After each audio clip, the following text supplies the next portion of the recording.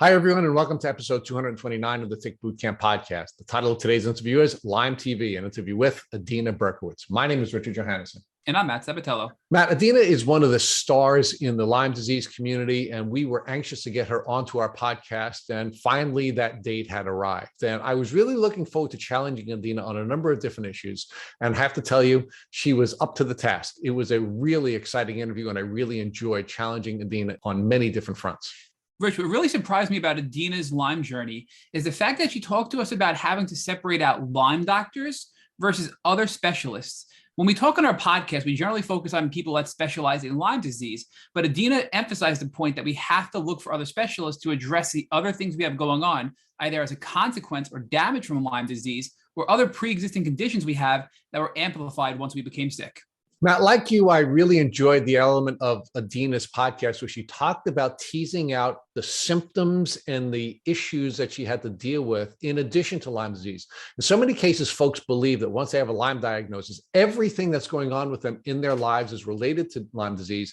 And Adina was able to tease out those elements of her illness that were related to Lyme and those elements of her illness that were not related to Lyme. And she was able to build a health team so that she could get better. And this is a wonderful model for anyone who's on a Lyme disease journey. So Matt, I'm really excited to introduce Adina Bercowicz and LymeTV to the Tick Bootcamp community. Hey, Adina from LymeTV, and welcome to the Tick Bootcamp podcast.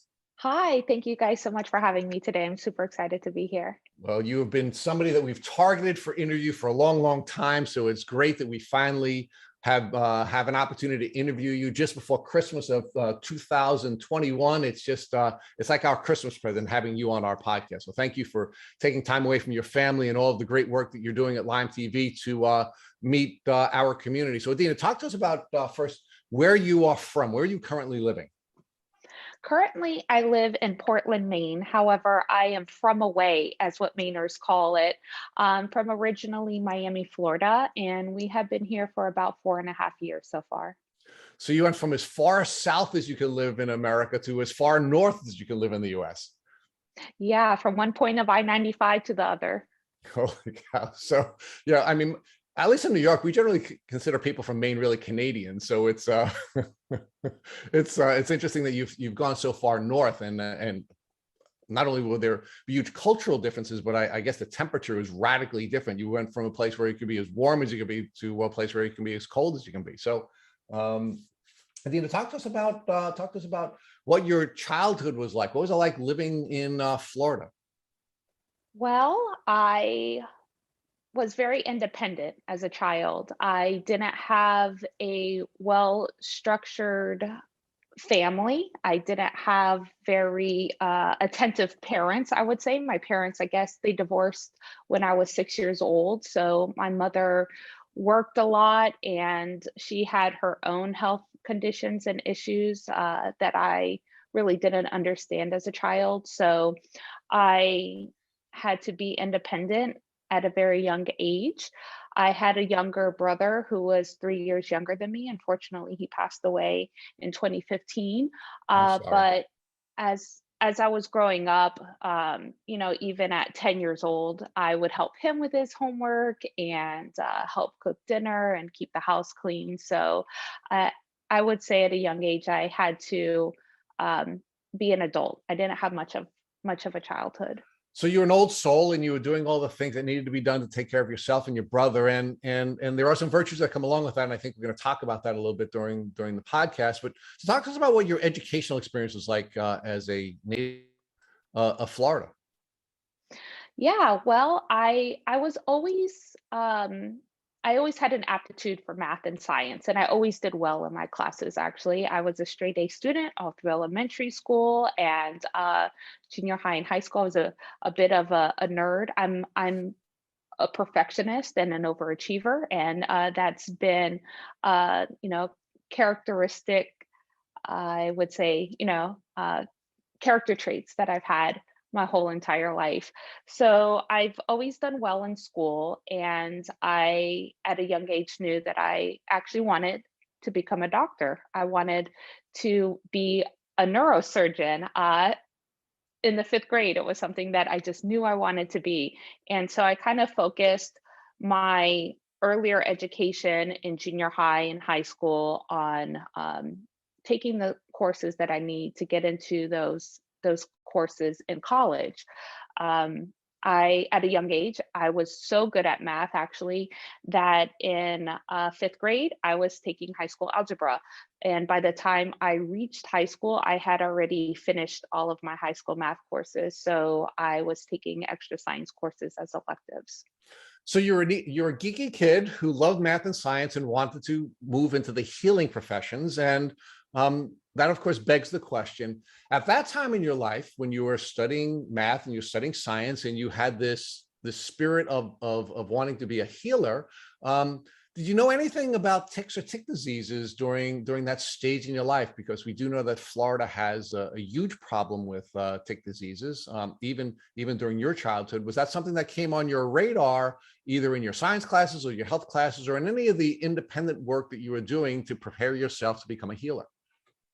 I had never heard of ticks or tick diseases as a child. In fact, I never heard of Lyme disease until I was diagnosed with it. So I did not know that there were dangers from ticks, and I certainly didn't know anything about ticks being in Florida at that time.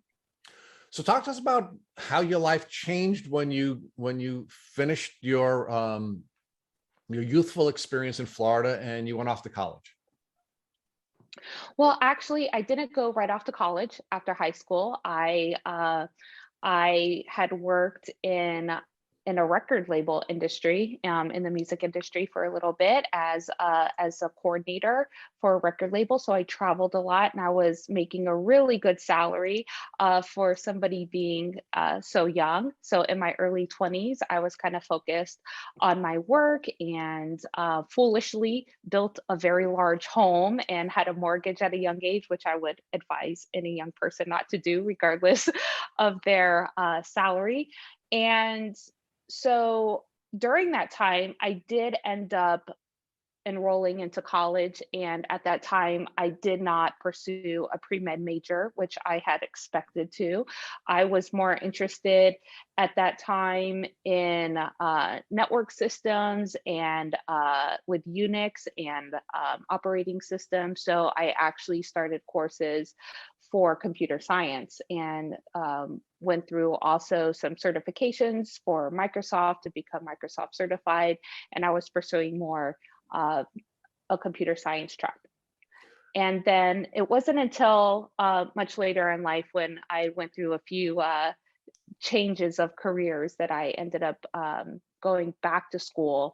And then I pursued, I was a multi-major. So I graduated with multiple BAs at once. I graduated with a BA in International Business and Trade and Marketing and Operations Management from the Florida Atlantic University. Congratulations. So let's walk that back a little bit, because this is a really interesting path, right? So you're a young child, you're a young woman with math and science skills. You have this goal to become a healer. But you now take a different path, right? You become a professional in the entertainment industry. So talk to us about how that path developed for you, and how the little girl with the strong math and science skills became a professional in the entertainment industry. Well, that was actually, kind of short-lived. That was only about 3 years of my life. And again, on the side, had my sights on focusing on network systems administration. So I was doing it more just for a paycheck. It wasn't something that I knew I wanted to pursue later. Through this whole process, though, and even as a child, I always was also very focused on volunteering with nonprofits. As a child, I volunteered in nursing homes, reading to the residents, and I would also volunteer at food banks and homeless shelters, especially during the holidays when they had larger amounts of people who needed to be fed. So that was always something that I had passionately within me, was that call to service. So through the time that I worked at the record label, I wasn't really focused on that as a long-term career trajectory. I did that business, actually, that company that I worked for actually went out of business, and I think it was like 2003. So at that time, I accidentally fell into the finance industry and into mortgage loan processing. I did very well with the mortgage loan processing, and quickly kind of moved up the ladder of where I was at. So I started my own business for mortgage processing, and I had national banking and mortgage houses that contracted my corporation for compliance audits and lending processing and other types of professional services that my business did. So I was then in the finance industry for several years, doing very well. And then, of course, when the recession of 2008 started, which actually began in 2007, the banking industry and lenders started seeing the banks going bankrupt, and the mortgage brokers started going out of business. And those were my clients. So as they were, like dominoes going out of business, I eventually shut my business down at the end of 2008. And that's when I returned to school. So you've had this very interesting career path where there were a lot of things working on you as you were working on them, right? So this little girl who wanted to be a healer, who wanted to study the human system, had this now call to service, and she also started to learn about different elements of the entertainment industry, which we'll talk about as we get later into your story. You learn about about entrepreneurship and you had the spirit of service from an entrepreneurial model, and now you pivoted back over to college after you learned all of those different skills and learned so much about yourself and how you could apply these strong math and science skills. So talk to us about what your passion was when you were becoming this, you called it multi-major Bachelor of Arts student, and what your vision was for your future while you were a student for the first time. I wanted to just apply what I learned in school to what I already knew as an entrepreneur and a business owner. Through all of my studies, I actually thought about how can this help me become a better business person based on what I already know and my own experiences. Because I went back to school and I was a little older than the rest of the students, I had that experience under my belt, and it gave me a different lens on looking at how I learned from my courses. I did graduate with all of my degrees as an honor student. Again, that comes back to being a perfectionist and an overachiever. I took 6 courses a semester while I worked full-time as well, because I wanted to push through, and get my degree as fast as degrees as fast as possible.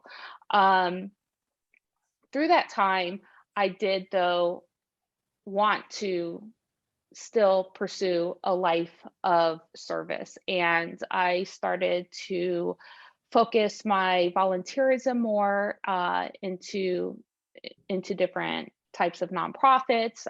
Again, it was usually focused more on the underserved communities, is where I really had a passion for my volunteerism. In 2010, I volunteered with the University of Miami's Project MediShare as lead logistics post-earthquake Haiti. At first, I was managing outbound logistics from an airport in Miami to send all of the medical equipment and like X-ray machines and surgical room equipment to Port-au-Prince, where the MASH hospital was being built. And then I was asked to manage the incoming logistics, inbound logistics. So I, asked, when do you need me to go? And they said in a few hours, if you're able. So I rushed home, packed a duffel bag, headed back to the airport, and flew to Haiti. So that was my first trip there.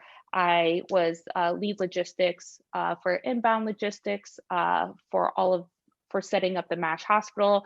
I also was trained as an emergency OR tech, so I was assisting the surgeons in the hospital. I was the only non-clinical person going on medical rounds at different hospitals in Port-au-Prince with small teams. So I was also trained as an emergency kind of like a wound care nurse, and I was helping clean wounds from people who had amputations and things like that. So that really kind of reignited that fire of my passion always as a child of wanting to work in the clinical field as well as giving back for that service. So that was the start of that process.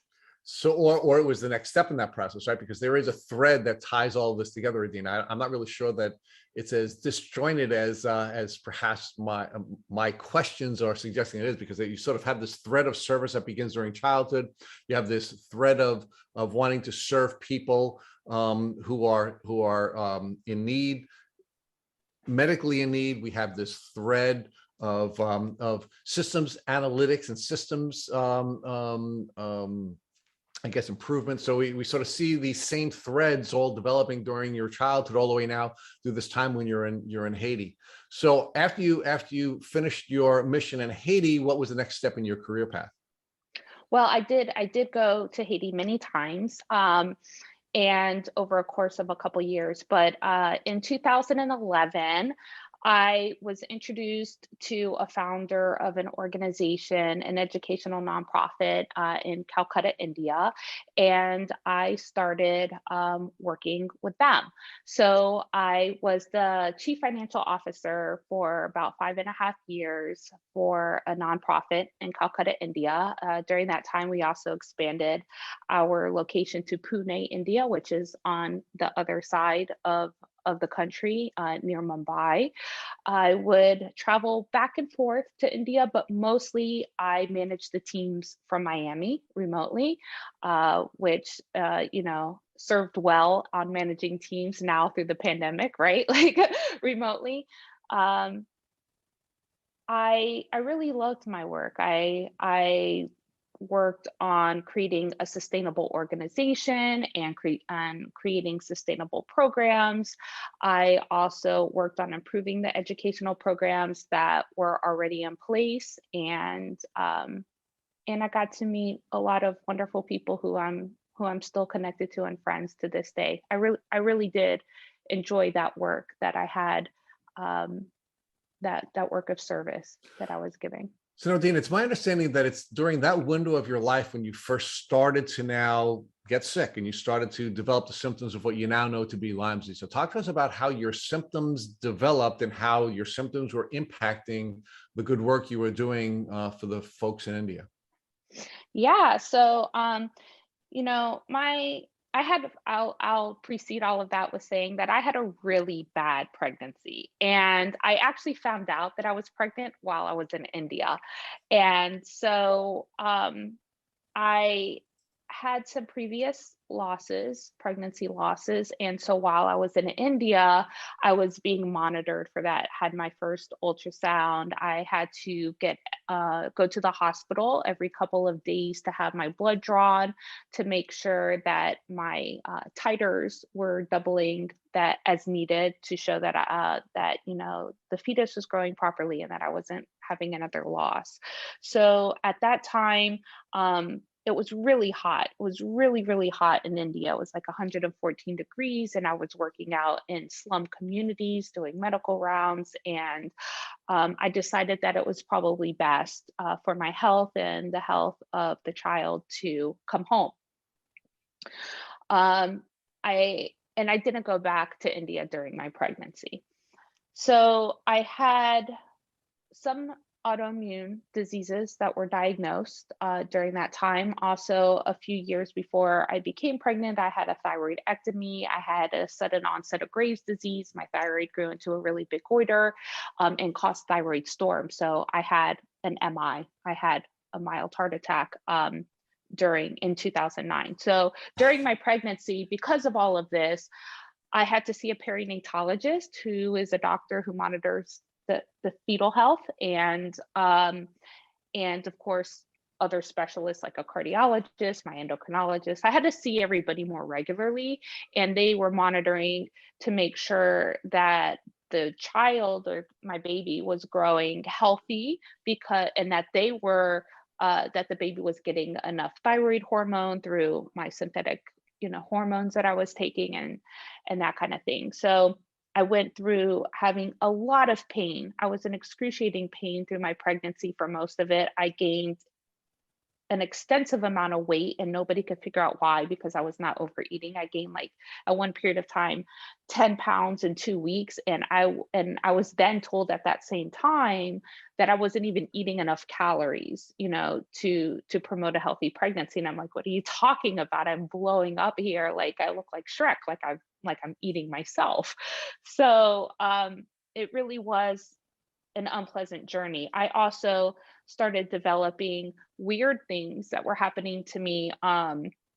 Well, not so weird, very common in pregnancy to develop depression. So I started having symptoms of depression, but I also became allergic to my hypoallergenic cat. And I also became allergic to soy products, which I had never been allergic to before. So there were all these weird things that were happening. And yeah, it was just a really bad pregnancy during that time. I didn't really think about the other symptoms and didn't realize that they were all connected until my son was about 2 months old. So it was in February of 2014. And my husband and I were going for a walk with the stroller around an area near our home in Miami that has a 4.5 mile walkable track around some golf courses. And so we were just taking a stroll to go for a walk, and I couldn't go for the walk. I had to sit down at every bench along the way. And I told him, I don't feel well. I feel like I'm encased in a cement suit. I can't move forward. We're going to have to call a taxi to come home, because we lived a few blocks, just a couple blocks from the golf courses. So I was like, I can't make it back home. And that was the first realization that something was wrong. And even on a trip to India shortly after that, I recall telling one of my colleagues that I just didn't feel well, that I wasn't well, something was going on, that I was tired all the time. And this person said, well, you're getting old. We're all getting old. It's probably that. And I said, no, I think something's going on. I just don't know what it is yet, but we'll see what happens. And then, of course, my symptoms progressed from there, and we could talk about that in a minute. But it was ultimately a severe health decline of why I had to resign from that position in late 2016. So Adina, let's talk about what was going on in your life during that window, right? So first of all, do you recall ever having been bitten by a tick either in Florida or any time when you were traveling to Haiti or to India? No, I never saw a tick on me. But what I can tell you is that I was healthy before my pregnancy, and I was at the top of my game. I was doing spin classes between all of my classes and full-time work. Muay Thai, which is a mixed martial arts. I enjoyed doing that to stay fit, and yoga. And I was just, I didn't have any cognitive issues. I was sharp. Everything was fine. And I became sick through my pregnancy, or at least we attributed those symptoms to, ongoing autoimmune diseases that I had.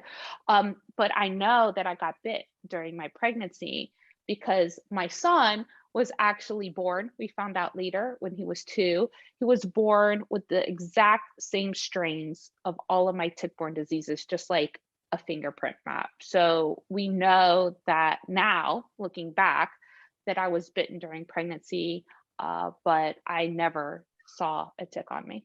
Well, now, Adina, why do you know that you were bitten by actually, let me ask the question a little differently. Why do you believe that you were bitten during your pregnancy? Just because your son and you have the same strains doesn't mean that you aren't harboring those strains for some longer period of time and you just pass them on to your son congenitally. It doesn't necessarily mean that you were bitten during pregnancy, right? That's correct. But I had other known autoimmune diseases and medical issues, and I did not have those type of same clinical symptoms. And I really do not think that I had anything that was dormant because I think it would have been triggered. I think I would have had some type of symptoms based on me not being in 100% health already.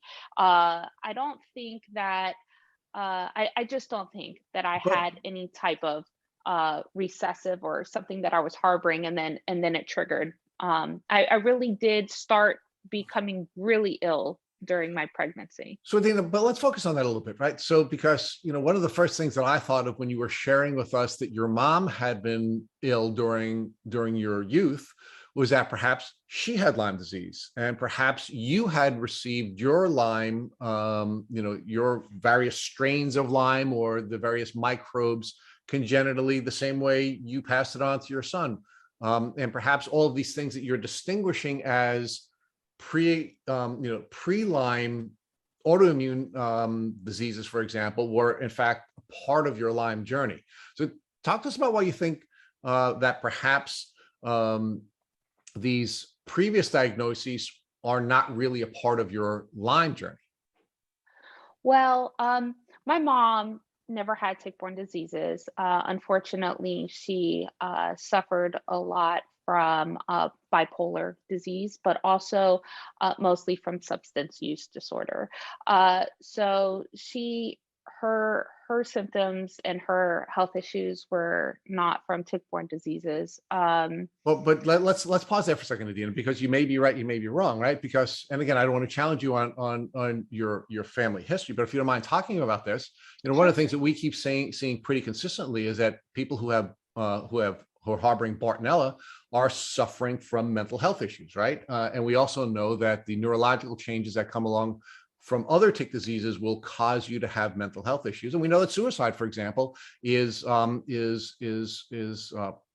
predominant in folks who have tick-borne diseases. So, the other piece of this that I'd like to just sort of, if you don't mind, challenge you on is just because your mom may have been using substances doesn't mean that the substance abuse was not an element of her managing her mental health and self-medicating rather than vice versa. So just because your mom had different symptoms doesn't mean that she wasn't suffering from tick diseases. And I know there's some research that showed that up to 60% of the people who are diagnosed with mental health disorders are actually suffering from Lyme disease. That is very true, and I would explore that option if it weren't something that was genetic in my family. There's a long history of substance abuse disorders and mental health disorders on my mother's side of the family. Luckily, I didn't get past those genes. Thank God. But yes, but speaking of my brother passing in 2015, he wasn't as lucky. So yeah, I really think it's more genetic as far as from my mom's side goes, and in her disorders, than from tick-borne diseases. So let's talk about your autoimmune diseases and why you are now teasing them out from your Lyme journey. Why do you think your autoimmune diseases are not part and parcel of your tick diseases, and why perhaps you may have been suffering from these tick diseases since your childhood by coming in contact with the tick? Well, very different clinical symptoms, just very much. So my onset of Graves' disease, I lost a lot of weight really quickly. It didn't matter how much I ate. I was eating like 4,000 or 5,000 calories a day, and I got down to 100 pounds. I just, my metabolism was super fast, and I didn't have the types of pains or nervous system disorders or the headaches or any of those things that I had that did start during my pregnancy and that were later used to diagnose on my clinical symptoms list that I gave to my clinician used to think about testing for Lyme disease. They were just very different symptoms. Although I do believe that now having a predisposition to autoimmune diseases, because I do have a lot of diseases that are genetic in my family. For instance, psoriasis I also have antiphospholipid syndrome, which is a blood clotting disorder. I have, of course, Graves' disease. And I was also born with the hereditary BRCA2 genetic cancer mutation and that comes from my mom's side. So the psoriasis and psoriatic arthritis comes from my dad's side.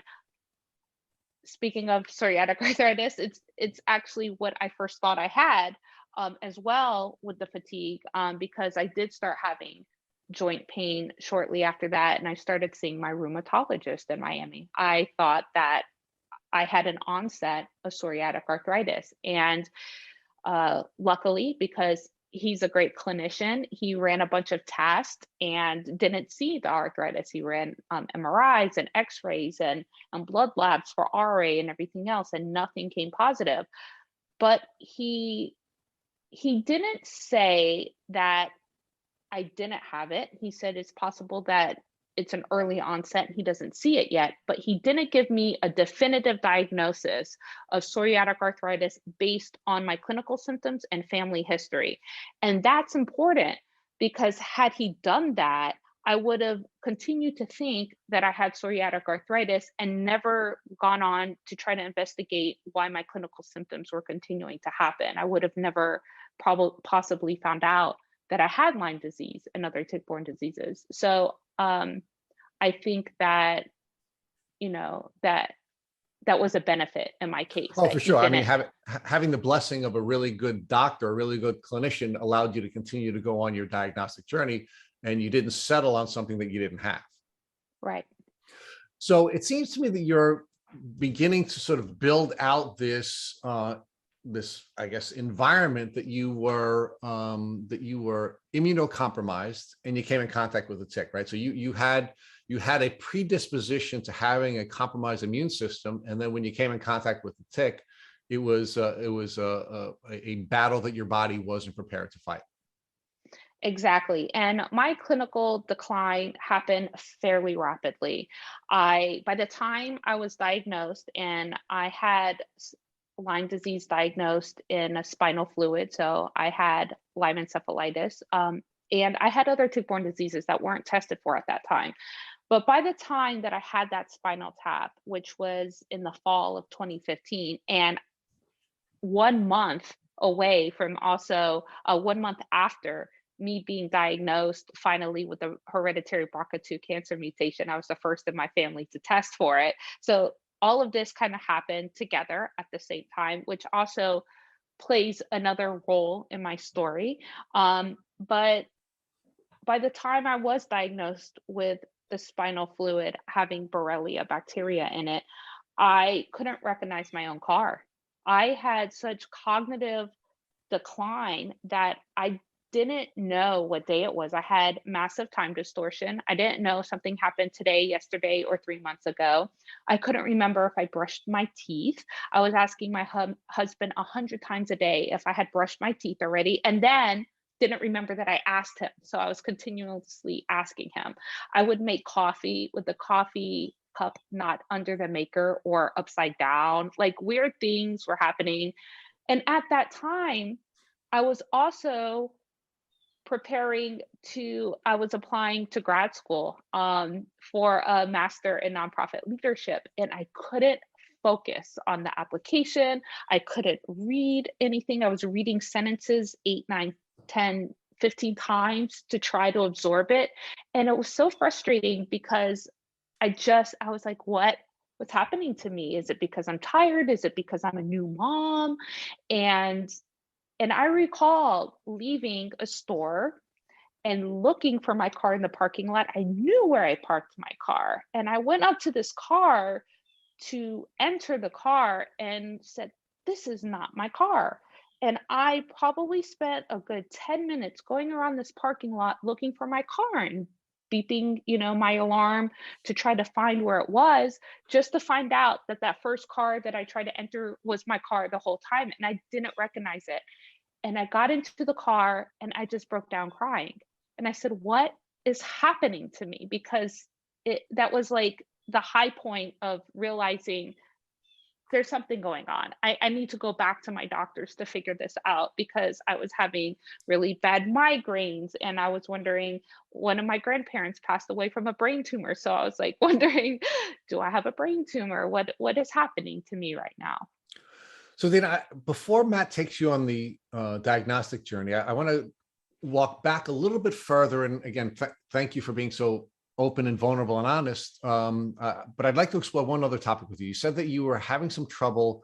Getting pregnant, or you were having some trouble maintaining your pregnancies. And if you don't mind, I'd like to talk to you a little bit about that issue, because we know that's a big issue in the Lyme community, and it's something that people really don't like to talk about. But many people with Lyme disease cannot carry children, right? Their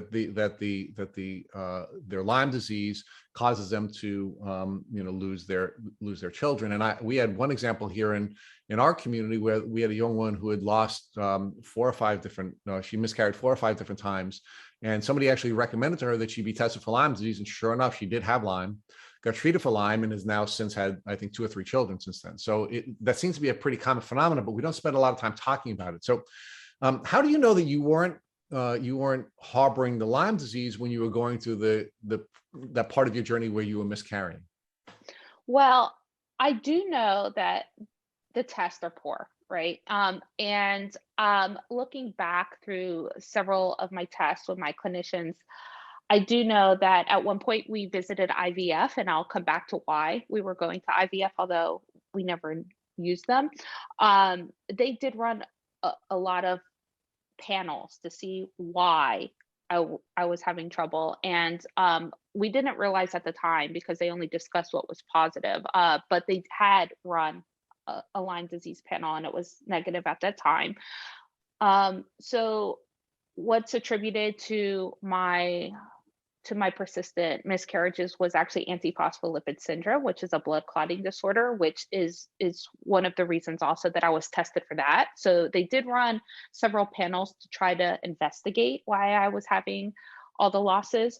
I also had an ectopic pregnancy in 2008. So I had to have emergency surgery for that, and was in the hospital for a few days on methotrexate. And before the surgery, they had to remove the ectopic pregnancy.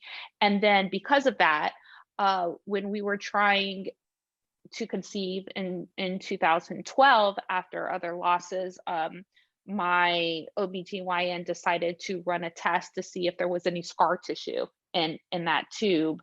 And there was, and we had to then remove the tube to facilitate a healthy pregnancy, because they said that there was some buildup that would be caused by that scar tissue, and that it could be a 50% fatality to any fetus going forward. So we removed the tube.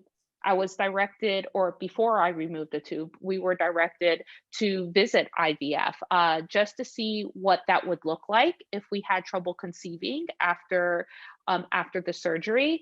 And so they ran a panel of tests, and that's when I was diagnosed with antiphospholipid syndrome, which made actually a lot of sense, because my mother had a stroke, her mother had a stroke, her mother's mother had a stroke. So there's also strokes that run in the family. So at that time, we know that the losses were due to that blood clotting disorder, and I'm on blood thinners daily now for that. So Dana, I think your story is just a really powerful story on so many different levels, because it allows us to explore so many different pieces of a Lyme journey, right? And one of the things that we have observed through our past podcast guests, is that every single person has a different presentation when they have Lyme disease. And you're just sort of building out one of the reasons why your presentation, for example, would be different than Matt's presentation, right? Because you had a genetic predisposition that was very different than Matt's would be, for example. So your presentation would be very different, right? So that's why it's impossible to look for the thing to get you better from Lyme disease, because each one of us comes to this journey with a very different genetic predisposition. Each one of us comes to this journey with a very different immune system. And of course, each one of us comes to this journey with a very different set of microbes that are being spit into us. And when you put all of those permutations together, it's impossible to equate one to another, right? So talk to us about the testing before I let Matt spend some time with you on the testing. Let's explore testing a little bit, because you said you were tested for Lyme disease when you were going through the miscarriage journey. And were the tests that they were giving you at that time testing you for Lyme disease? And again, I know you were unaware of them, but you've now looked back at them. The same tests that were ultimately used to diagnose you with Lyme disease, because you said that you were initially diagnosed during this part of your journey through a spinal tap and spinal fluid. So they didn't, of course, initially test you through spinal fluid. So were there some differences in the testing, and perhaps could that be the reason why you weren't diagnosed early on, because of the flaws in the testing rather than not having Lyme disease at that stage? It is possible, and I just want to step back a second too, because you're right. It host immunity is very important in this big puzzle of a picture, and of course, also the strains of Borrelia, because we know there's many different strain types, which can cause different symptom sets and different levels of disease as far as severity. And also, of course, comes into play co-infections and other tick diseases and other infectious disease types. So all of those things do play a role in how cases are very different. So again, going back, I never had heard of Lyme disease and did not know that I was tested for it during IVF at the time. I only was going through those tests when I moved to Maine, and because I was gathering all of my medical history files to bring with me up here for my new doctors, and that's the only reason I even noticed that they had tested also for a Western blot on all of those labs, because I wasn't looking for it. I wasn't looking for anything. I was just trying to bring the initial test for when I was going to be set up with a hematologist here in Maine. Of course, I was seeing a hematologist in Florida, and you have, with antiphospholipid syndrome, it takes multiple tests for that diagnosis. So I was gathering all of that stuff together. So it wasn't quite the same. They did run a Western blot. I was referred to the neurologist in Miami based off of what my primary care had tested. So through the process of me trying to figure out what was wrong, I only went to see two doctors. So it was my rheumatologist and my primary care physician. And I initially went to my primary care asking her if I had a vitamin deficiency because of the fatigue. And I asked her to run a vitamin panel. And of course, that was fine. Even my vitamin D was fine. Everything was fine. And so because of that, and because of the rheumatology test being normal, I assumed that it was an early onset of psoriatic arthritis, and that, I'm just going to wait until it gets worse. And then I'll go back to the doctor, and he's going to run some more tests and see then that it comes up in the scans.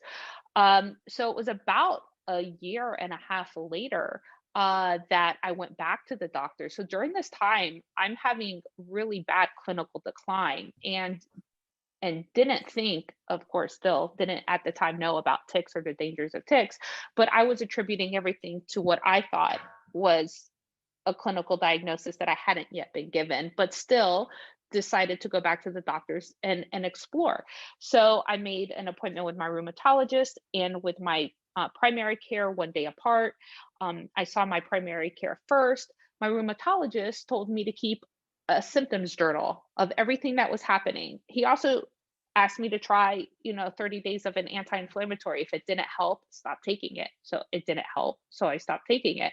But I took that journal with me to my primary care, and it was actually on my phone. And I was tracking weird symptoms and things that would happen and that I noticed frequently.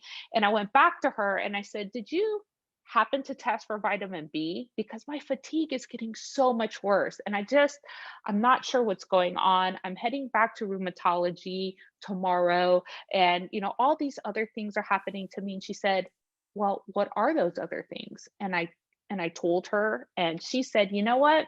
You sound like my daughter, and she has Lyme disease. So I want to test you." And this is a primary care in Miami. So, very um, unlikely that this is going to be the same experience with a lot of patients in Miami. But she tested me for rheumatoid arthritis, lupus, and I knew RA was already negative because rheumatology tested me for it. But she tested for RA, lupus, and Lyme and said those three things should always be tested together because they have the same types of clinical symptoms. So she called me a few days later and said lupus was normal, RA was normal, but I did have a couple titers on my Lyme test. It wasn't positive, it wasn't CDC positive, but because of that and because of my headaches, my migraines, my clinical decline, she's sending me to neurology. And neurology did the spinal, and that was my first positive test. Um, of course, later I had many Western blots that weren't positive, even after a positive spinal, which is important to note because patients could have neurological manifestation and they could have neural Lyme. And as we know, Lyme is not, the bacteria is not a serum bacteria, right? And you need a certain amount in a serum sample to trigger a positive test. We also know that the tests are created out of one specific strain out of New York, and there's many different strains. And the further you go away from that, epicenter from where that strain is typically located, you can have, lower sensitivity and specificity on the test. So I had multiple negative Western blots after that. I did have some positive as well later on too, but it was just really odd to know that I had neurolyme. It was definitely in my spinal fluid, twice the amount that was needed to trigger the titer. So it was a lot in my spinal fluid, and that based on serum tests, nobody would have ever known that I had Lyme disease. So, Adina, first I want to point out, how I think fortunate you were, and it's odd to say it this way, that your primary care physician thought of Lyme disease, especially in Florida, right? That's not very common. And even though you weren't positive, it was still suggested to you by your primary care physician, go to a neurologist because it still could be on the table. Again, very uncommon with a negative test, only a few titers. And then thankfully your neurologist did a spinal tap because all of your lab work, your blood work was showing negative. You had severe neurological Lyme disease, but yet your blood work was showing negative. And we get this question all the time. My symptoms are so severe. I'm so neurologically impaired. My test should be showing positive, but you're proof that that's not the case. You can be very, very neurologically sick from Lyme disease and still test negative with a blood test. And your spinal tap showed that, right? And you had double the levels of the bacteria in your body to be positive for your spinal tap. So I think it's a really important piece to emphasize here on this podcast. So thankfully, you had this diagnosis through the spinal tap. You're treating with a neurologist now. Do you decide to treat Lyme disease through the neurologist, or do you go to another doctor to develop a treatment plan? Actually, that neurologist looked at my test and said, "I don't know anything about Lyme disease. There was only a paragraph in my medical school books, but I can prescribe you something for your headaches." So she actually never tested me. And had she, or treated me, I should say, had she treated me at that point in time, I probably wouldn't be disabled right now because although I don't have tick diseases anymore, I do have newly triggered autoimmune diseases. And that's, kind of where I think that my autoimmunity comes into play because I have continuing problems and with my nervous system, and I need ongoing weekly infusions for the rest of my life. I'm using a mobility scooter to go anything a block away because I can't stand up. I can walk. I'm not paralyzed, but I can't, I don't have the stamina, right? And I don't have the endurance. So I need a mobility scooter to go a block. And I think that if she had just looked online, right? And I hate to use these words, it's a little harsh, but had done her job and investigated a little bit, of what she needed to do and know that the recommended course of neurological Lyme is ceftriaxone, that we could have started my treatment at that point in time. So this was in the fall of 2015, because she didn't know what to do according to her, and because she didn't initiate treatment at that point in time, I started looking for a doctor who could treat me. Now, my primary care physician did put me on oral doxy, and she did give me multiple rounds. So I was on for a few months, but it wasn't helping, and I was continuing to decline. So I did find a doctor in Florida who was considered Lyme literate. And I would also, note that not all Lyme literate doctors are equal. So there's that as well. But so this doctor was considered Lyme literate, and was continuing to treat me on oral doxy, and it took almost about a year before this doctor attempted to treat me with a PICC line and IV ceftriaxone. So it was in 2016, in October, I remember, October of 2016, that I was inserted with a PICC line and finally, attempted to have treatment with ceftriaxone, or brand name Rocephin. And then we realized quickly that I was allergic to it. Although I had gone to the allergist to be cleared ahead of time, they did a skin test for it. I passed the skin test. I ended up having an allergic reaction. They had to pull my PICC line. And it wasn't until January of 2018, so another year and a half going by, before I could get the proper treatment. And by that time, we were in Maine.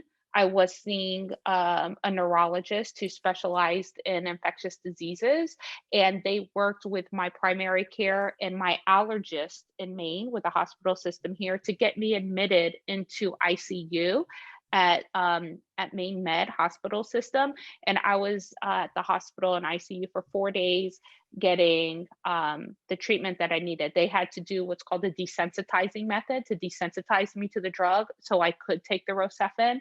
And that was the beginning of me truly being treated, because the oral meds over a long course of time did not help me whatsoever. That doctor also gave me the oral meds.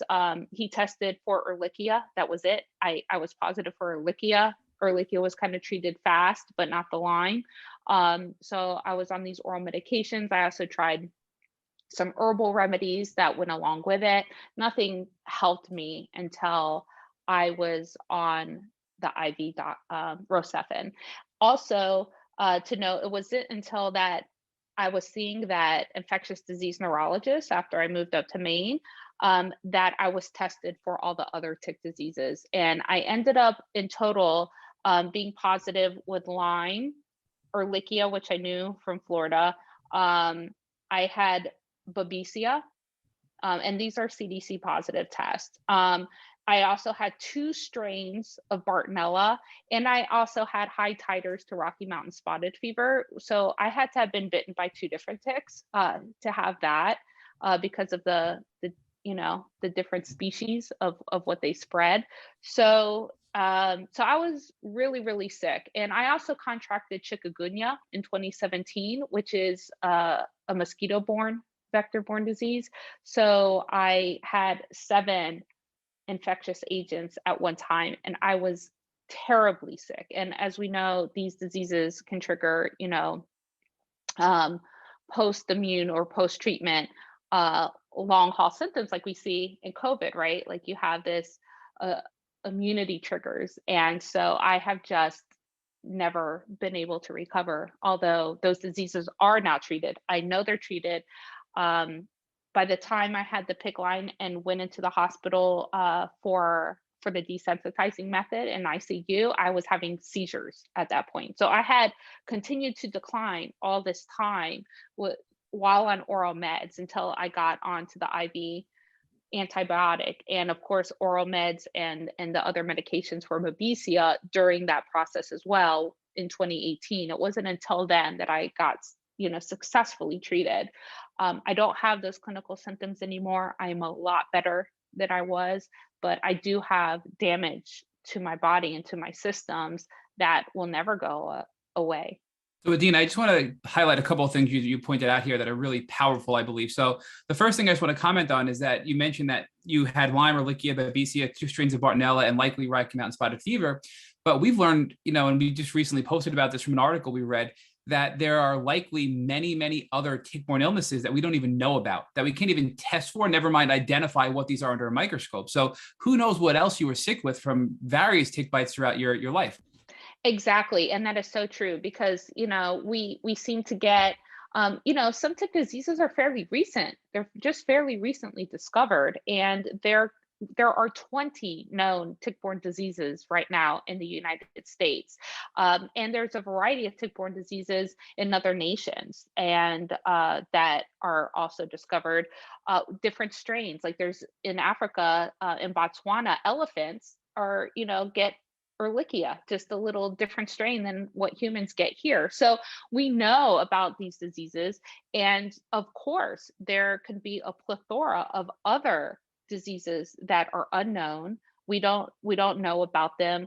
Of course, because they're not discovered, we don't have tests for them. There could be making people chronically sick, and we don't even know that yet. So it's very possible that tick-borne disease patients and other patients as well are infected with unknown tick-borne diseases or other vector-borne diseases. So I'm also going to go way back to the point of when you first got diagnosed by your neurologist, because I think you made a really powerful observation there. And I agree with your conclusion. And I went through a very similar experience where when I was first diagnosed by an ER doctor, they basically said, follow up with an infectious disease doctor, get it. You probably need IV antibiotics, but it's going to take some time. So it would have been months before I can get into an infectious disease doctor. Thankfully, we had a neurologist locally who was friends with a family member and agreed to get me in immediately. And he disagreed with the ER doctor and said, no, you need IV antibiotics. I am not very familiar with Lyme, but from what I'm reading, you clearly have neurological Lyme disease and you need IV antibiotics as soon as possible because the oral antibiotics will not be as effective to treat your neurological symptoms. And your observation was if your neurologist did what mine did, he could have put you on those antibiotics much sooner and possibly prevented some of the damage you're now experiencing today, correct? That is absolutely correct. And, I did see another neurologist at University of Miami who said that he didn't know anything about Lyme. The only thing he could do was test me for small fiber neuropathy. But at that point, he didn't think that anything would show up in those biopsies. But now I do have biopsies that show damage to my small fiber nerves. I don't think that they would have come positive then. I think that it's important. First of all, clinical education is lacking, right? It's severely lacking. And I do think it is important that all medical students know about the dangers of tick diseases, know the variety of clinical presentations across all of the pathogens that ticks could spread, know the difference between early and late stage clinical manifestations. So all of these things at a basic level, even so they can refer out if they don't understand how to treat.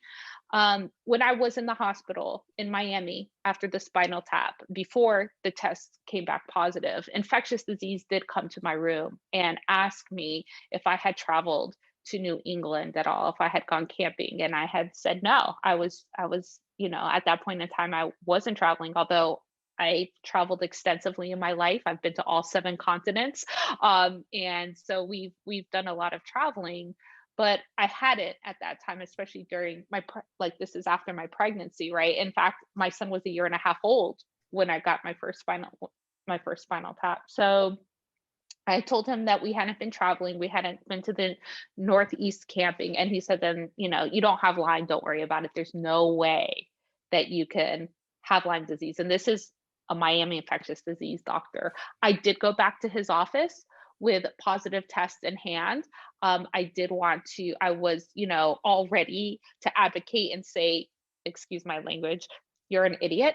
And here's the positive test, and here's all the information that you need to understand. But he humbled me before I got to call him that name, and he thanked me for coming by his office and letting him know that he was wrong, and to give him that information, and asked me if I would, keep in touch on my journey to let him know how I was doing. So, sometimes I think it just takes a little bit of education. You, in your case, obviously, were very lucky. I wish that more neurologists understood that, or more doctors, anyways, if you're presenting with neurological complications, that, IV medication is most likely needed. When I first moved to Maine, even the primary care doctor's office here looked at my files when I was getting established with new doctors, and they said, they treated you with oral doxy when you had a positive spinal? That's absurd. You need IV antibiotics. And I said, yes, thank you. You know this. That's amazing to hear this from a doctor. Thank you so much. It was very refreshing. Although there's still a lot of uh, you know, misconceptions and a lack of clinical education in the Northeast. There's more, it's more known about than in Florida. So Dina, give us an idea time-wise. So you got diagnosed, you then were put on oral doxy for quite a while before you got the first PICC line put in and had your allergic reaction. What was the time frame between diagnosis and the first PICC line that you had to have removed from the allergic reaction? A year, 1 year. And then from there, you had to go back on oral antibiotics until you finally went to Maine with your infectious disease neurologist, who helped you with this, I guess, desensitizing process to be able to handle the ceftriaxone for the IV antibiotics. And how long was that from the initial diagnosis now? From the initial diagnosis, it was 2.5 years. So you were diagnosed for 2.5 years with severe neurological symptoms related to a tick-borne illness, Lyme disease, and others, and you were not getting better on oral antibiotics, and they let you suffer for 2.5 years before you got proper treatment. Exactly.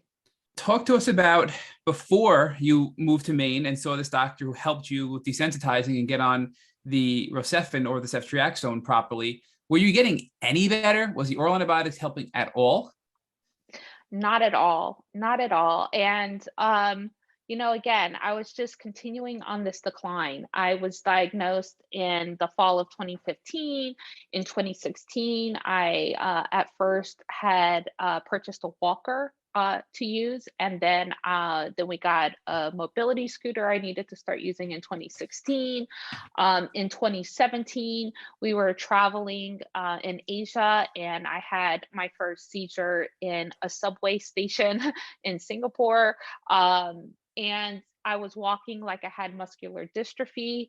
It was at this time that I started turning the camera on myself and filming myself with these clinical symptoms so I could show the doctors what was happening when I wasn't in their office. And yeah, it was the start. It was the start of a journey and the start of LymeTV, which I didn't even know at the time. But yeah, it took a long time, and they've just let me decline basically because of lack of education. Really, it wasn't until I moved to the Northeast and got competent medical care that I was, treated successfully. So Adina, talk to us about, your husband and your family. What were their observations over this 2.5 year window before you finally got proper treatment? Were they encouraging you to see other doctors? Were they getting frustrated with you? How, this must have been a really difficult 2.5 year window for you while you were treating on oral antibiotics and not getting any better. My husband is brilliant. First of all, let me say he has a PhD in historic epidemiology. He actually serves as LymeTV's director of science. He was always looking up and researching clinical and information. He was printing out robust peer-reviewed research to bring to the doctors to educate them as well with me. He was always in my corner. He would come with me at the worst of my cognitive decline because I couldn't always remember things to tell my clinician. So he was there with me at my appointments. I don't think he was ever frustrated with me personally, but definitely with the lack of clinical education that wasn't helping me get better. We were definitely thrown in to this journey of tick-borne diseases, never knowing that ticks were dangerous, and just coming to understand that there is a schism in the medical community about tick-borne diseases, and how, on a different level, that it is so polarized, and we had no idea. So he helped navigate through that system.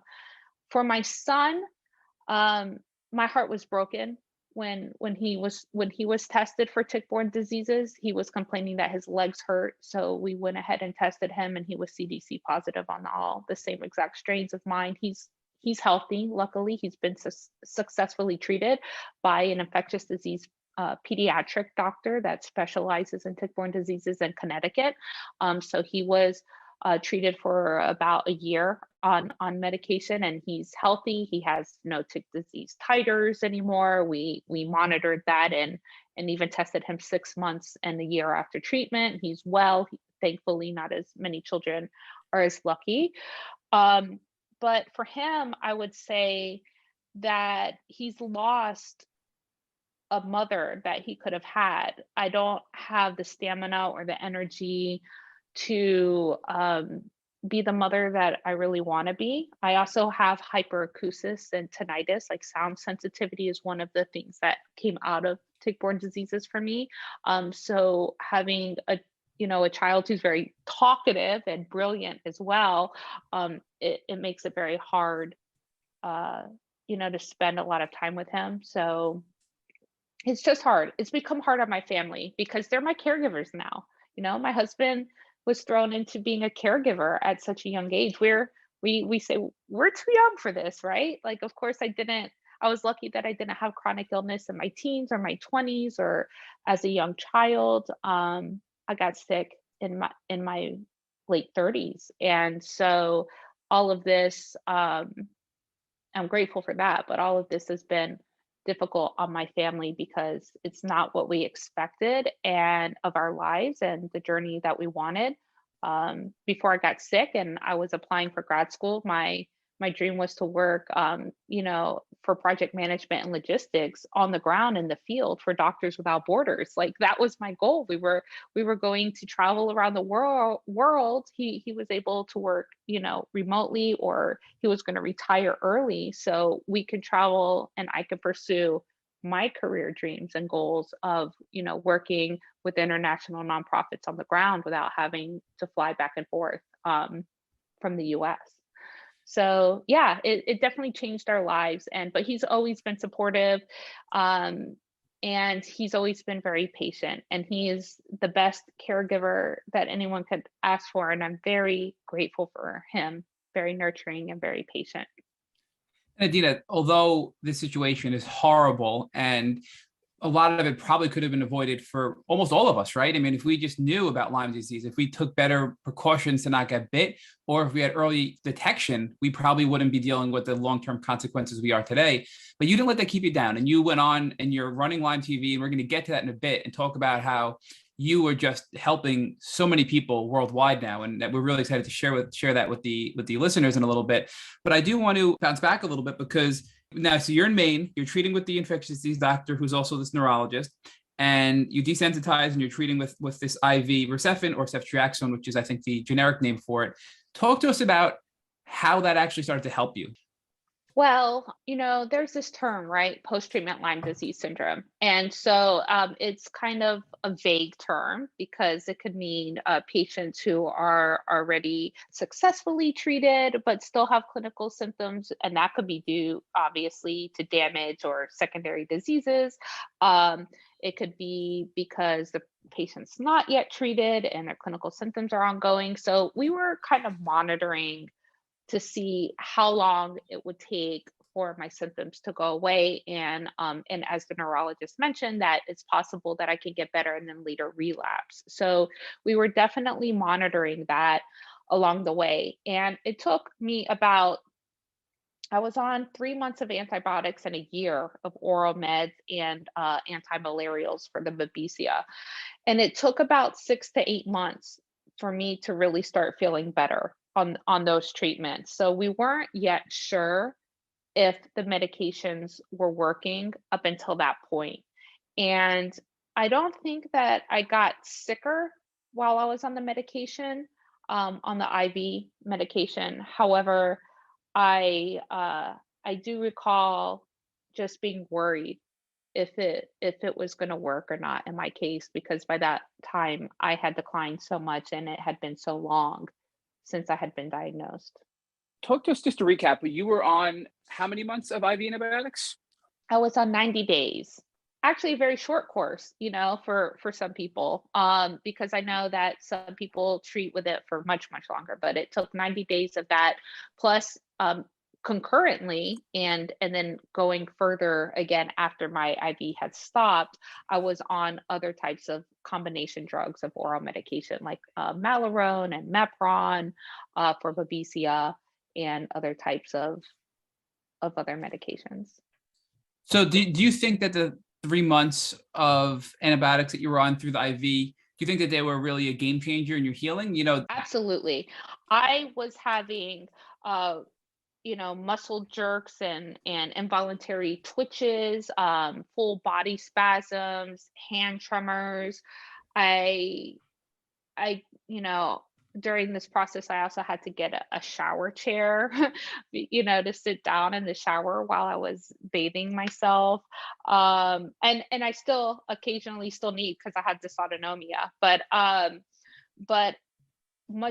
was in much worse shape then. I didn't know if something happened today, yesterday, or a few months ago. The time distortion was pretty prevalent. I also had phantom smells. Like initially I would smell cedar chips, and then it went from a sweet smell to a really bad smell. I then started smelling cigarette smoke. And those kind of things I no longer have anymore. I would have regular daily severe migraines, and I don't have those kind of things anymore. So I know that the Lyme has been successfully treated because of those severe clinical symptoms that I had. They're gone. I no longer have those. And talk to us about specifically what other medications you took to address the various other co-infections. So I think you kind of touched on it twice, but if you can give us a little more detail, what did you do specifically to treat the Babesia? Was there anything specific for the Bartonella? If you can kind of help us narrow down what treatments were targeting what pathogens. I don't remember all of them because there were so many, but I think that I was on, I know I was on Mepron and Malarone. And I also was on, I don't know what all the rest of the oral meds were. There were just so many of them. There was a large combination of drugs. I think, I'm sure that in the neurologist's clinical experience, she knew what to prescribe, but there was such a large combination that some doctors may just prescribe one or two of them, and she just kind of did this large combo. But it helped, whatever it was. I want to say also, I can't even remember what. No, but I think even at its core, the fact that you were taking the Rocephin for this broad spectrum IV antibiotic, which can address Lyme and many of the co-infections, but we know that Babesia is different and we need a different treatment. So you use the Mepron and the Malarone for the Babesia. Those two together are really the 1-2 punch you probably needed to get your body restarted. Absolutely. And I'm grateful for those drugs and for that neurologist. So you mentioned you were on the IV antibiotics for 90 days. Were you on Mepron and Malarone in parallel, or were they done, sequentially after the IV treatment? Everything was done in parallel, and it continued after the IV treatment. So the other combination of drugs were long-term, for what a typical clinician would consider.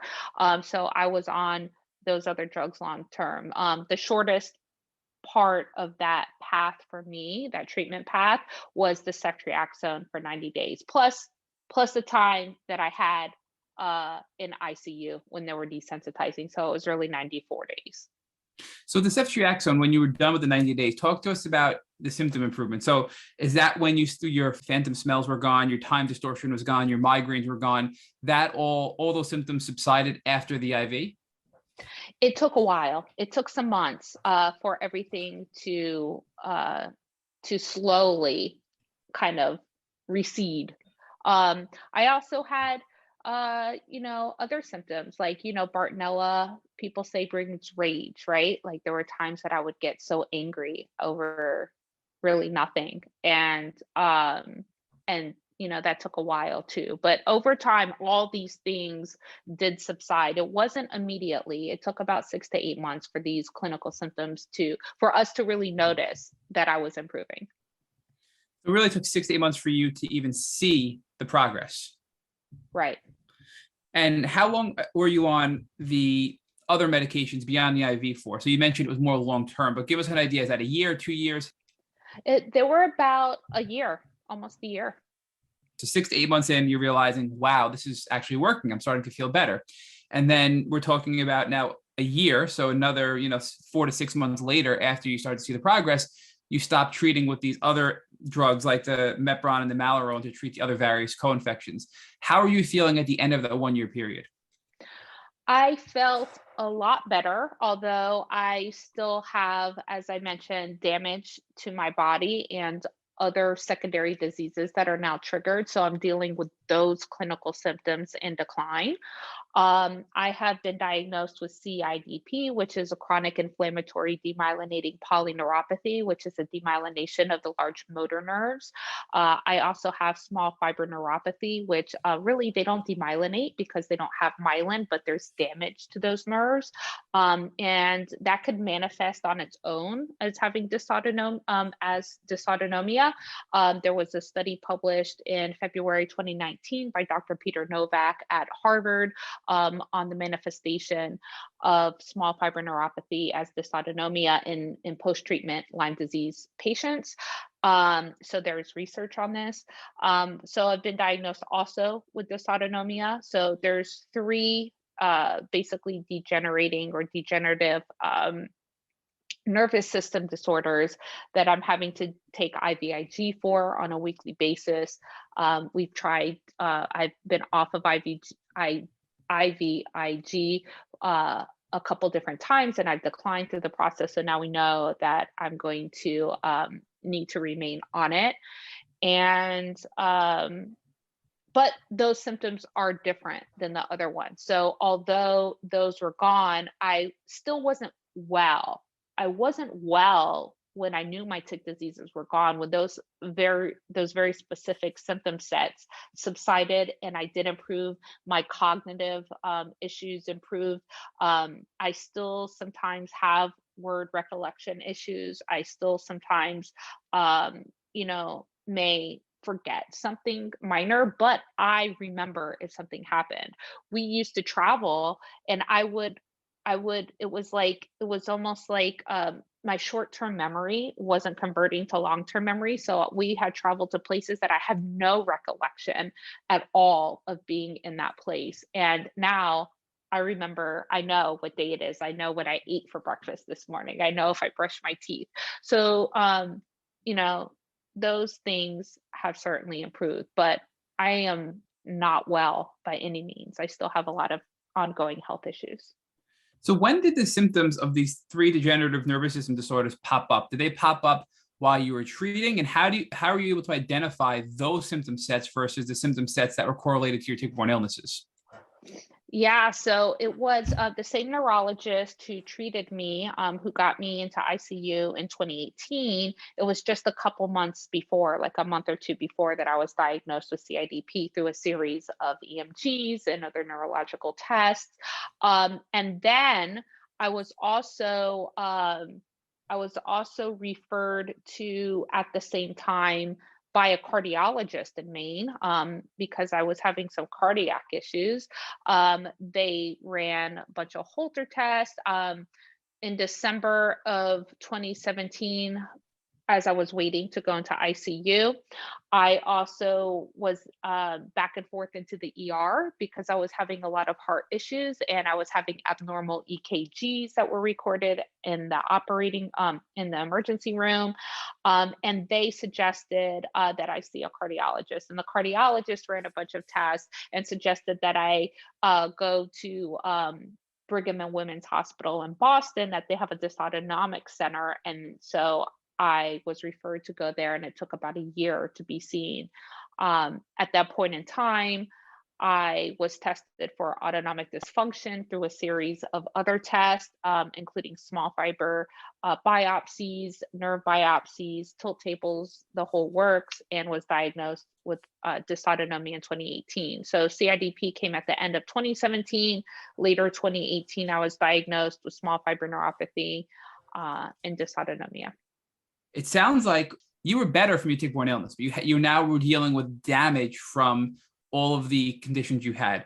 And I think it's hard for people to identify what is potentially still persistent infection or persistent tick-borne illness and what is based on something that could be damaged as a result of the tick-borne illnesses. So if you could just at a high level list the 3 names of the degenerative nervous system disorders that you had, so our listeners can explore it with their doctors if they think that they might be suffering from damage from Lyme disease versus, actually a persistent infection from a tick-borne illness.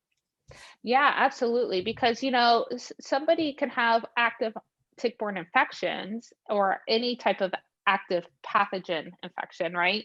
Not just from tick-borne diseases, and they could trigger these other diseases and cause damage in parallel, and then they can be contributing to the decline of the patient that has these infections. And again, we see this with COVID, that COVID is triggering dysautonomia on patients and other types of nerve damage that we're seeing now. So as far as my case goes, with because they are different symptom sets, for the small fiber neuropathy and dysautonomia, I get a lot of burning and tingling in my limbs, my fingers, my feet, my legs, my arms. It doesn't stop. It's persistent. It feels like, those, like when your arm is asleep or something's asleep and you have all that tingling like ants crawling.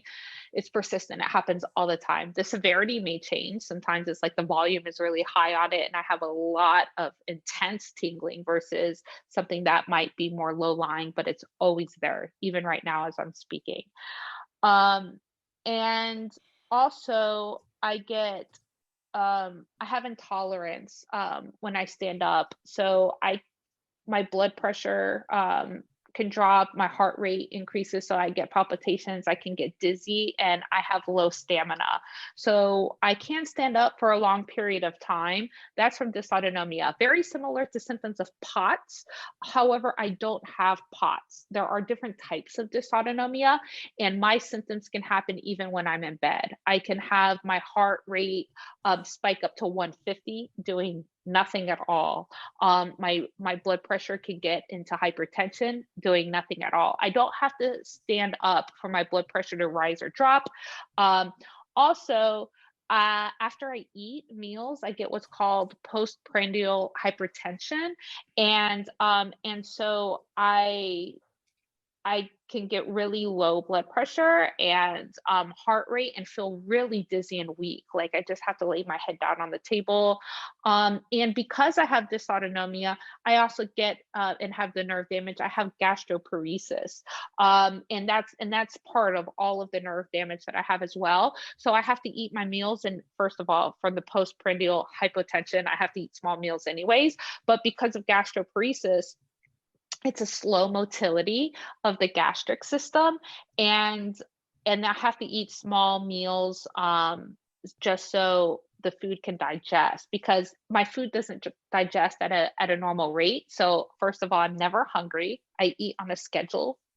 Because I know I need to eat, and I also have to do things like make smoothies with the Miralax to make sure things are going. I'm specifically seen by a internist doctor, GI doctor for that. So I have many different specialists that help me manage the damage done.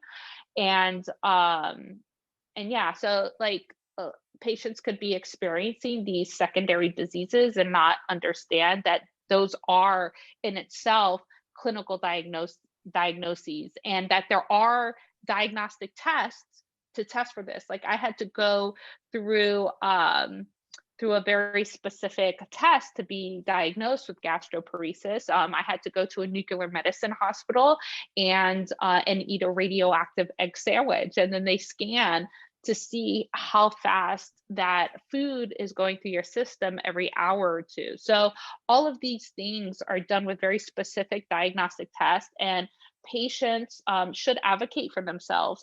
If their doctors aren't sending them to specialists to monitor what's happening specifically in those systems, like if they're having neurological symptoms of tingling and burning and they're not seeing a neurologist, or they're having issues in their gastric system and not seeing a GI doctor, advocate and say, I want to go to this doctor. I think that I should be seen for this or tested for this, because those things in themselves are diagnoses. They can happen on their own without tick-borne disease. They can happen because of tick-borne disease. You could have them together with tick-borne disease, and those things take different treatment paths. And they need to be monitored, and they need to be put in someone's medical file so other clinicians know the whole scope of damage that's happening to these patients. I just want to do a high-level overview. So dysautonomia is different than POTS because it can happen while lying down in addition to standing up. And POTS is primarily when you're standing up. You have a fluctuation of blood pressure and heart rate, which could be, a drop or a spike, essentially, right? It could be either or, I think. And with dysautonomia, it can happen even just laying down in bed. You can have these spikes. Well, POTS is a form of dysautonomia. Dysautonomia has many types of dysautonomic diseases or disorders under the umbrella of dysautonomia. I have a general form of dysautonomia. There's some dysautonomia types that are hereditary.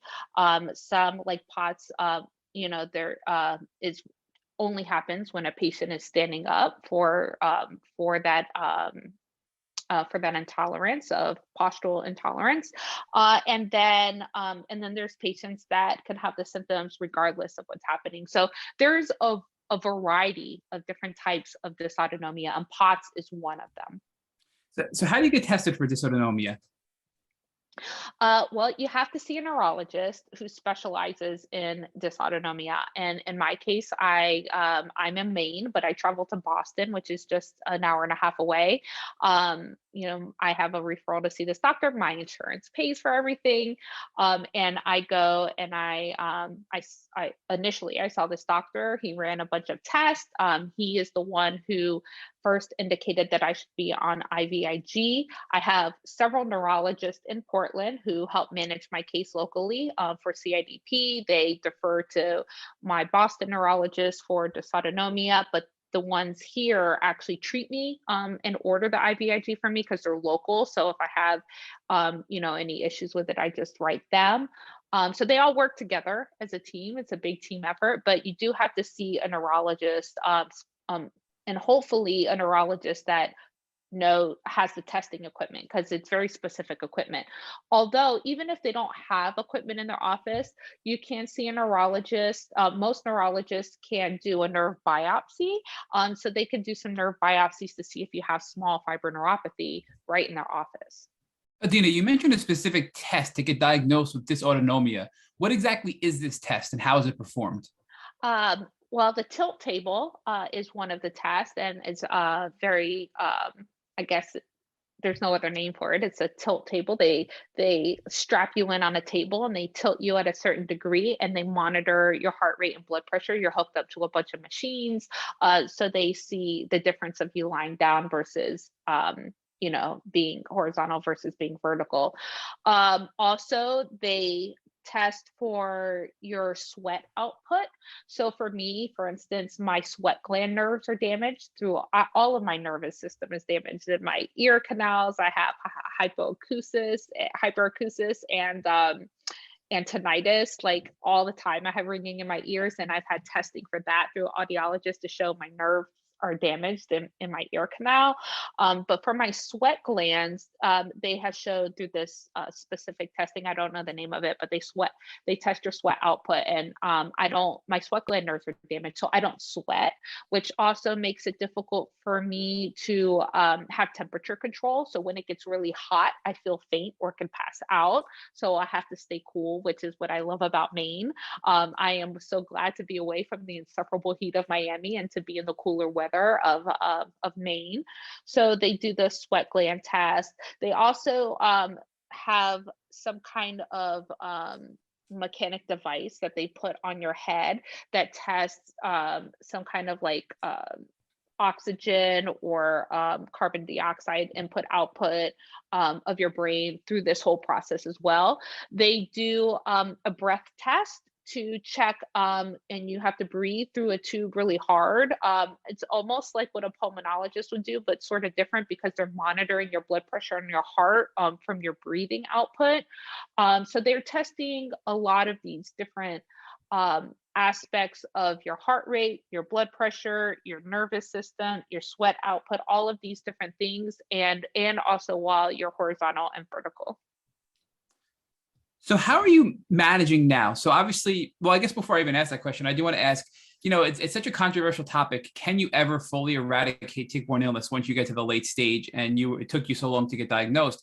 And you made a statement that you feel that you've basically gotten rid of all your tick-borne illnesses. So do you think that they're fully gone or eradicated from your body? Or do you think that they're just there and you're now managing them because you treated them so well with all the treatments you got through this doctor in Maine? I think it is controversial about if they can be treated or not. And I do believe they can be cured, but you can be left sick for the rest of your life. You can have, this like long haul Lyme, right? Or long haul like COVID. You just remain sick. You never become better because of what the infectious agents has done. And again, it's not just with tick-borne disease or with COVID.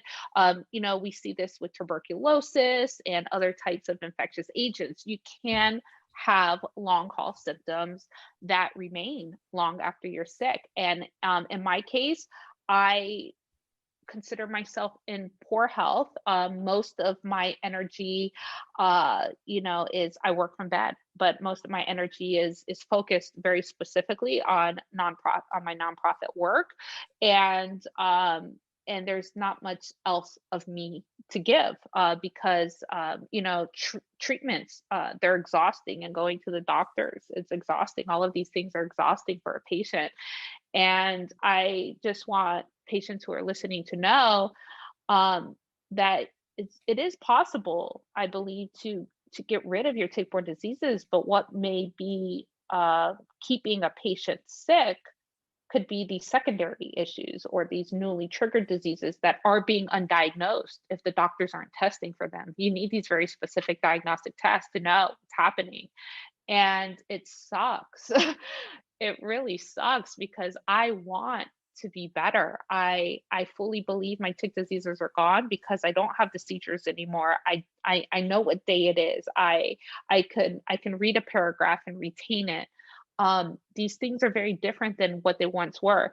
And just to note, because it's not something I mentioned earlier, I had another spinal tap in 2018, and I had biomarkers of an Alzheimer patient and a brain injury patient. I had high S100B and high myelin basic protein. And so it showed that I had damage done that it's there, and my nervous system is damaged, it's there, it's proven through these diagnostic tests. And I don't think that I'm ever going to get better from these things. Well, I think, Adina, you're being a little too hard on yourself as far as what you're giving back to the world today. I mean, you're running LymeTV. It's known around the globe, frankly, and the impact you're having in the Lyme community is amazing. So talk to us about the work that you're doing with LymeTV, and really, when did the first thought of developing this not-for-profit come into your mind, and how did you bring it to fruition?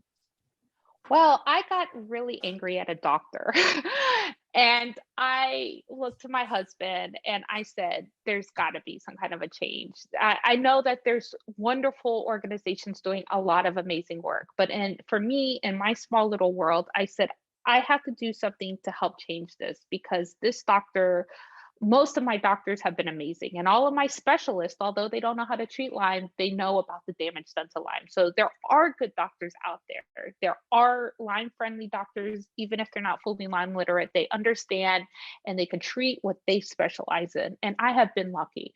But there's this one doctor in Maine who I actually brought to the Maine Medical State Review Board because they were so negligent and so dismissive and so biased, and they got reprimanded. They have a letter. They weren't put on probation, maybe because they didn't really harm me, but what they did was so reprehensible to the medical review board that they got a letter in their file that states your words were dangerous and that shouldn't happen. And that letter is in their file for 10 years. And I believe it can be searched for publicly. So if they get another complaint, maybe they'll then be on probation. But I got so upset and I said, something has to change. I am working in public health and as a patient and as what I feel a patient rights advocate. I've always advocated for human rights, and now as a patient rights. And so it upset me so much. And I said, I want to do something about this. I want to help make this change. So I wanted to form an organization that easily compiled all of the most robust peer-reviewed data on the topic in one place, easy for doctors to read. It's just, here it is, and for patients to gather and bring to their doctors. So it's on our website. We have a doctor section. There's a plethora of excellent, peer-reviewed research that's on there. Of course, not all research, even if it's peer reviewed, is excellent, or it may not have a solid conclusion, right? So we're very particular about, what we put on the website, and we do a lot of reading through this research. But that wasn't going to be enough. Just that alone wasn't enough. And as you mentioned, earlier, that education comes, is best in the long term with good retention and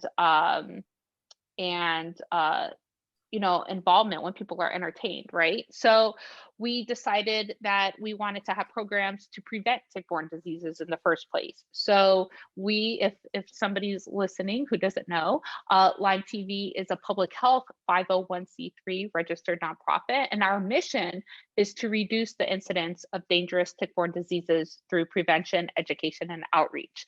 We're an all-volunteer team. We're a diverse team of patients, advocates, and caregivers. And so part of our programs include free school health education for children, so they do not get a tick bite or become, they're tick literate, tick disease literate, and they know what to do if they get a tick bite and how to prevent a tick bite.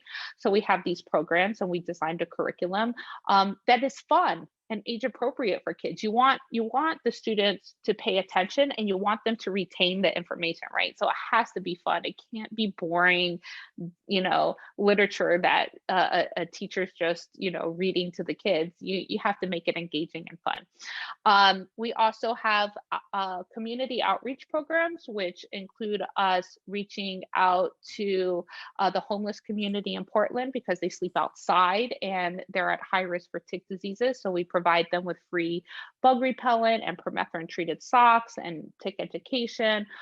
During the pandemic, we haven't done any in-person health events. So we provide our community partners who work with the homeless communities here, who are shelters and maybe like clinics that serve the homeless community. We provided them with all of this stuff during the pandemic, and they're doing direct distribution.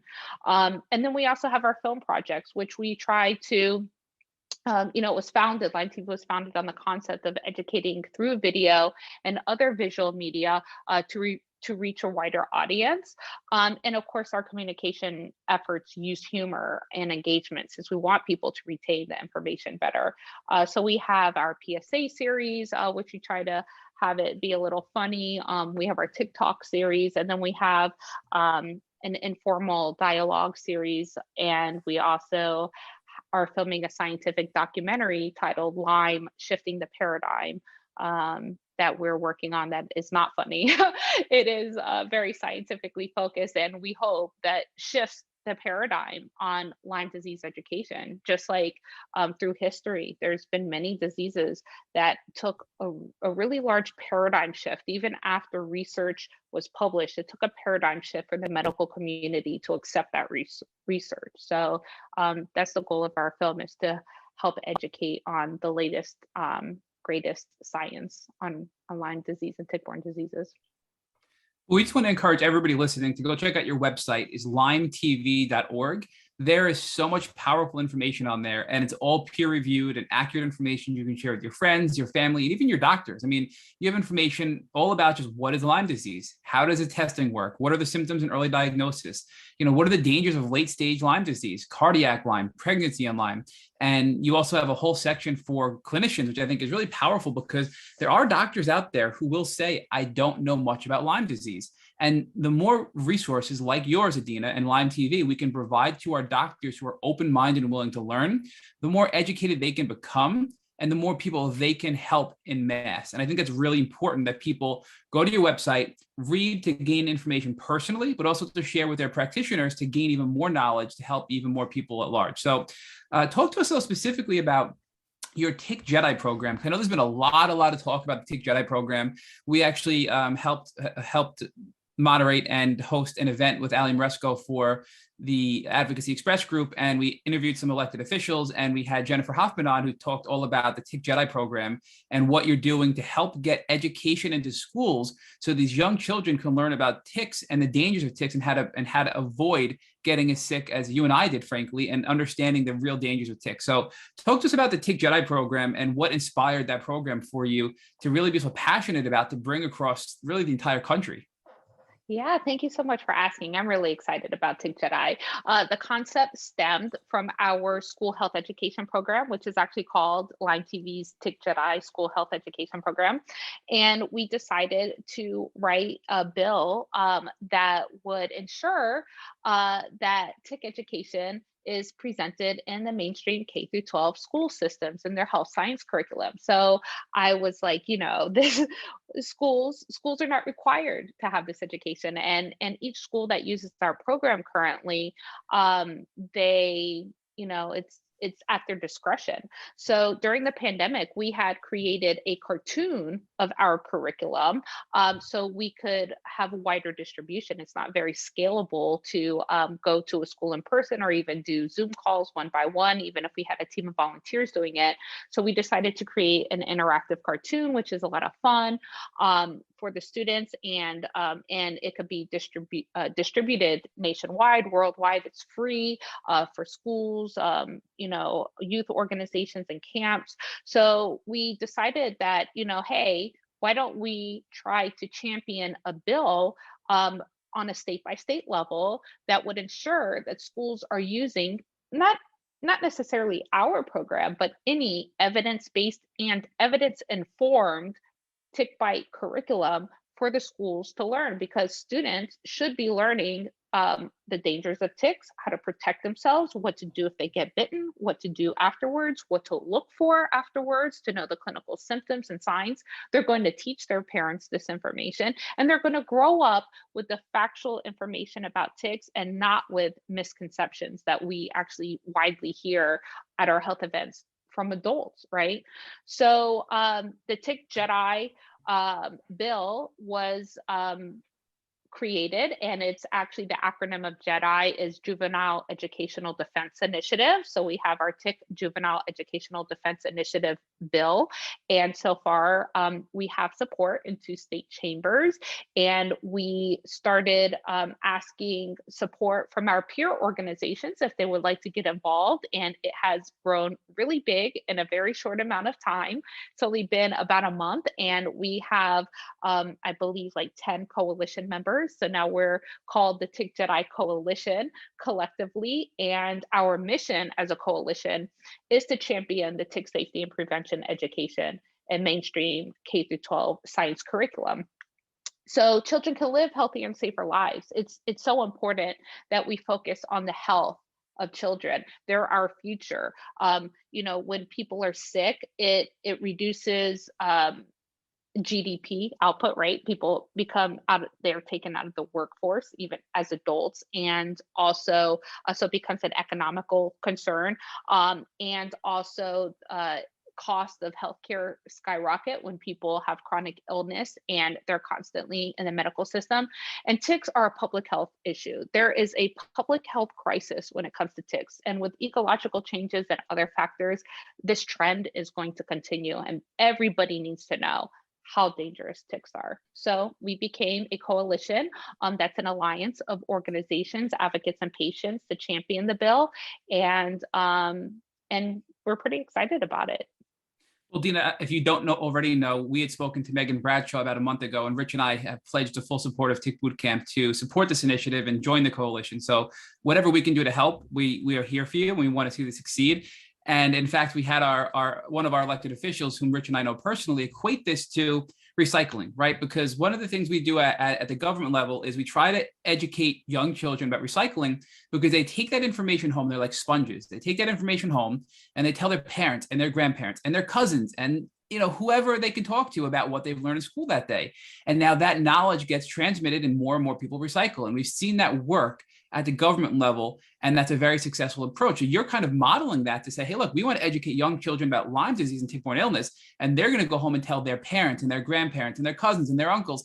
And who knows how many people's lives they're going to change by just sharing that information. Maybe somebody who has chronic Lyme and doesn't know it, or on the other side, prevent somebody from getting chronic Lyme because they're more aware about ticks, they're taking proper prevention steps, or possibly even detecting an early case of Lyme disease, right? So that's kind of the model I think you're taking here, to get it at its origin and prevent these things from happening and spreading awareness with children. I mean, that's a really, really great cause. So I do want to ask, because, again, we are a happy contributor to the Tick Jedi program, but it's not just for Lyme groups like LymeTV and Tick Boot Camp. It's also for individual advocates and people who just want to help in the community. So if somebody's listening and they want to help and they want to participate and they want to see what they can do to help the Tick Jedi program, how should they contact you? Where should they go to learn more, to participate in this great coalition that you're building? That is a great question. If they go to lymetv.org, on the page, we have our Tick Jedi Coalition page. There is a form that people can sign up to volunteer, and the form will ask them about their professional background, what skills that they have, so we know exactly what department that we would place this person in, and for our current needs, we would take a look and try to match them with our current needs. We have several departments that have already grown. This is a separate organization, the LymeTV now. We're in the process of forming our 501c4 versus a 501c3 as a public charity organization. A C4 is a lobbying organization, so we'll have unlimited lobbying restrictions. It has a separate volunteer team and separate board of directors than does LymeTV. But yeah, we're working in tandem because we are spearheading the initiative, but it is a collective effort and we are stronger together. So the more people who want to volunteer and get involved and who are able to help champion this bill in their state, we welcome everybody to come in and join and to reach out to us and just fill out the form on the website and we'll reach out to them.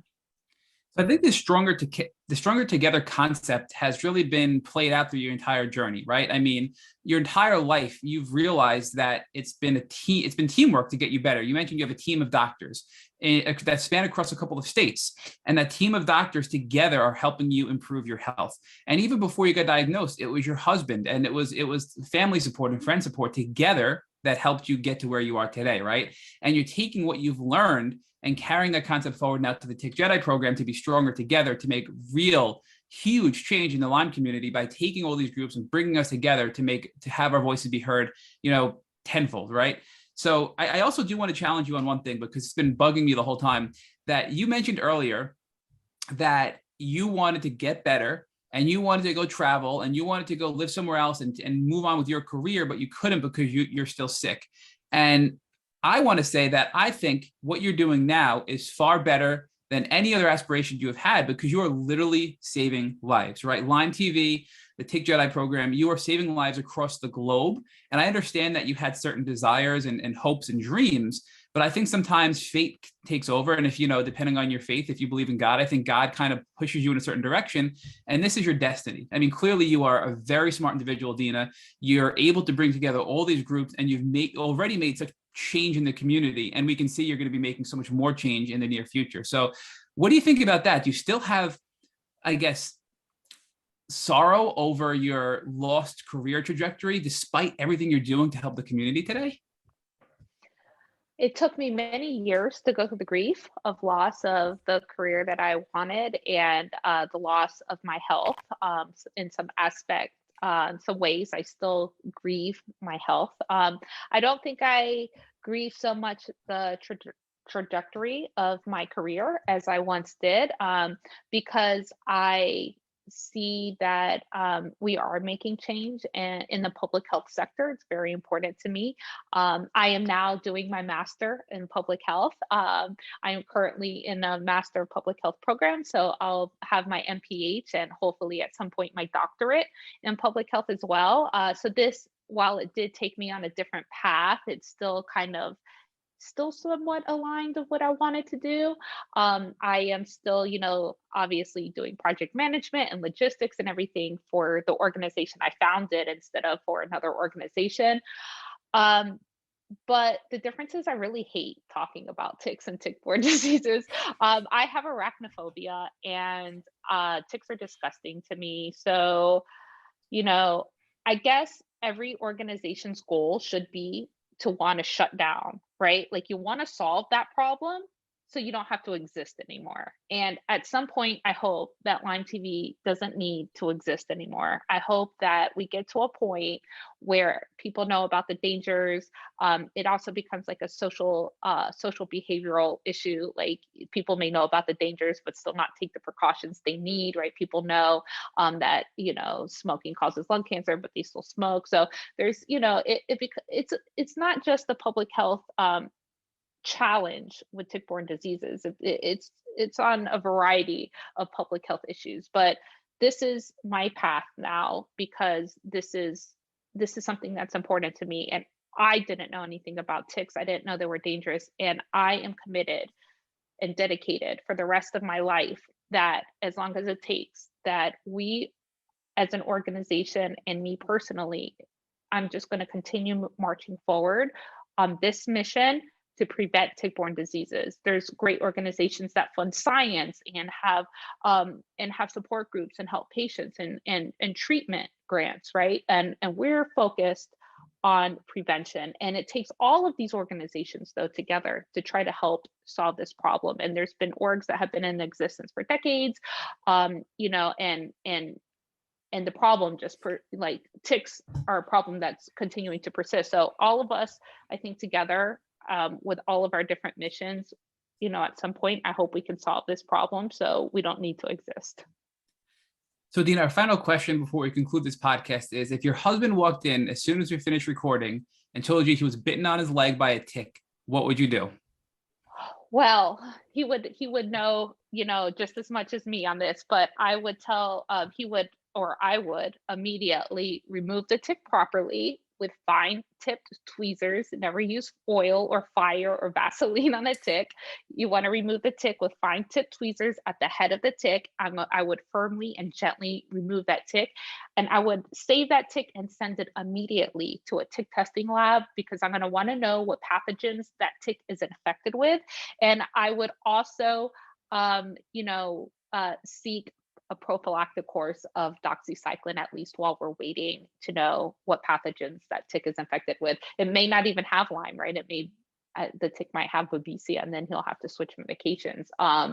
There could be a plethora of diseases that tick can transmit, including multiple at once. So definitely remove the tick properly, save the tick, send it for testing. And there's a different consensus on this. There's different people think differently on this, but as for our household, we would get on prophylactic medication. Adina, thank you so much for joining our Tick Bootcamp podcast. Thank you so much for having me. Thank you for listening to the Tick Bootcamp interview with our guest, Adina Bercowicz. To our listeners, we have a call to action. First, if you'd like to learn more about Adina Bercowicz, please visit our Instagram page at LymeTV. Second, if you enjoyed this episode of the Tick Bootcamp podcast, please share it with your friends by using the social media buttons you see at the bottom of our post. Third, Tick Bootcamp has created a Tick by Blueprint that has been inspired by the information that has been provided to us by past guests on this podcast. We urge you to visit our website at tickbootcamp.com to view the blueprint. Please note we would appreciate any input or any improvements you would like to share with us on the blueprint. Fourth, please don't forget to subscribe to this podcast on Apple Podcasts, Google Podcasts, or Spotify to get you automatic episode updates of our Tick Bootcamp podcast.